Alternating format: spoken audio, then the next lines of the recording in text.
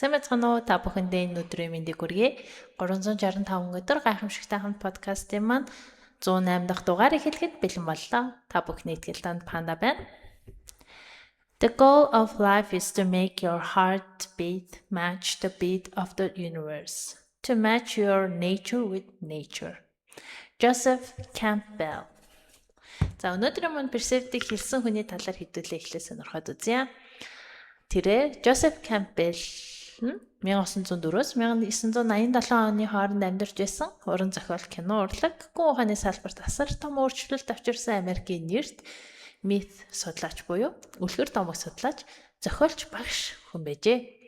Тэрээр дэлхийн өнцөг булан бүрийн үлгэр домог болон шашны түүхүүд нь цаад үндэс суурь болон бүтэц зохион байгуулалтын хувьд ижилхэн байдгийг нээж түүнийг шинжлэх ухааны үндслэлтэйгээр тайлбарсан юм байна. За түүний бүтээлийн гонц амьдрал болон бүтээлийнх нь гол онцлог үйл явдлуудаас ингээд дурдах юм бол мономиф буюу Баатрын аялал. Кампбелл дэлхийн бүх үлгэр туйст байдаг нийтлэг бүтцийг олж харан Баатрын аялал хэмээх онолыг боловсруулсан бөгөөд Баатар гэрээсээ гарч сорилт бэрхшээлийг туулан ухаарал болж эх орондоо буцаж ирдэг энэхүү бүтц нь орчин үеийн Холливуудын кино зохиолын үндсэн загвар болсон байт юм байна. За тэгээд түүний хэлсэн өөрийн дотоод дуудлага дотоод дуудлага зүүн совингоо дагал гэж байгаа юм байна л да. Тэгвэл урд нь зөвхөн хаана байсан газар чиний өмнө үүд хаалах нэгдэх болно. Урд нь зөвхөн хаана байсан газар чиний өмнө үүд хаалга нэгдэх болно. Өнөөдөр ерөөсөө ярьж чаддгүй өдөр ахчихнэ. Гэх алдарт гүн ухааны ишил нь сая хүмүүсийг амьдралын зорилго олоход нь урам зориг өгсөн байт юм байна.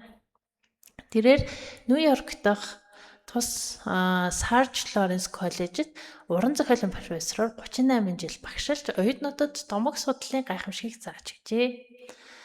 За кино урлагт үзүүлсэн нөлөөг нь дурдах юм бол найруулагч Жорж Лукас Кампбеллийн номыг уншаад түүний онол тулгуурлан Люк Скайуокерийн дүрийг бүтээсэн бөгөөд бидний сайн мэдэх Очдын дан киноны Люк Скайуокерийн дүрийг бүтээсэн байна. Тэгээд мөн The Lion King, The Matrix, Harry Potter зэрэг дэлхийн шилдэг кино зохиолууд бүгд Кампбеллийн Баатрын аялал загвараар бичигдсэн байт юм байна. Бас сонирхолтой тийм. За тэгэхээр амьдралын гол зорилго гэдэг нь болохоор хорой ертөнцийн химнэлтэд өөрийнхөө зүрхний химнэлийг тохируулах. Тэгээд өөрийнхөө байгаль байдлыг байгаль ертөнцтэй тохируулах гэж орчуулах юм уу? Нэлээд жоохон махчлаа л ячлаа л да. Тэгэхээр одоо ер нь л энэ хүний хувьд болохоор өөрсдийн зүүн совингоо даг ч юм уу те хорой ертөнцийн дуудлага эднэр гээл нэг иймэрхүү үлгэрт гардаг юм шиг те.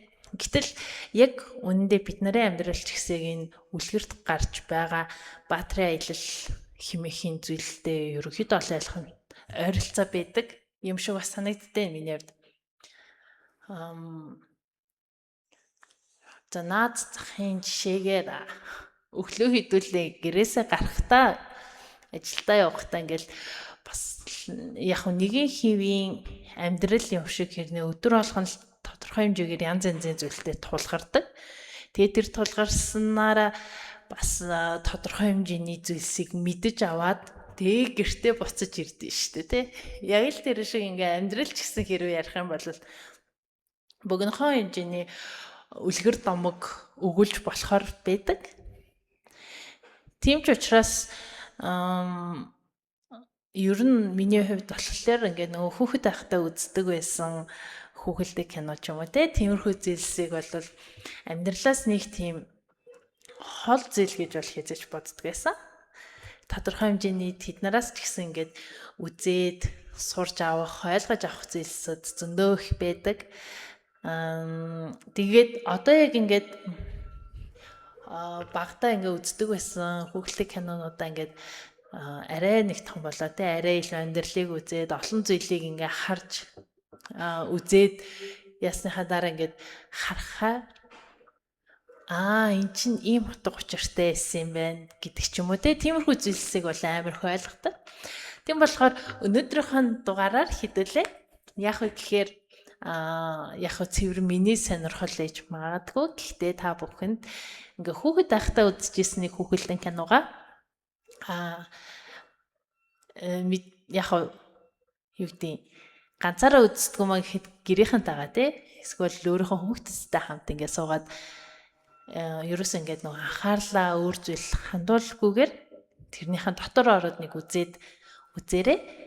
Багтаа үзэжсэнс бүр ингээ шал ондоо мэдрэмжийг авах болно гэдэгт бол бүрэн итгэлтэй. Тэгээд тэр мэдрэмж маань өөрөө энэ чинь ийм зүйлийг заах гээд байсан юм байна хүүхэд байхад гэдэг зүйлийг хэдүүлээ тэр хүүхэд байхдаа үзээд ойлгоогүй тэр кинонаасаа олж авах болно.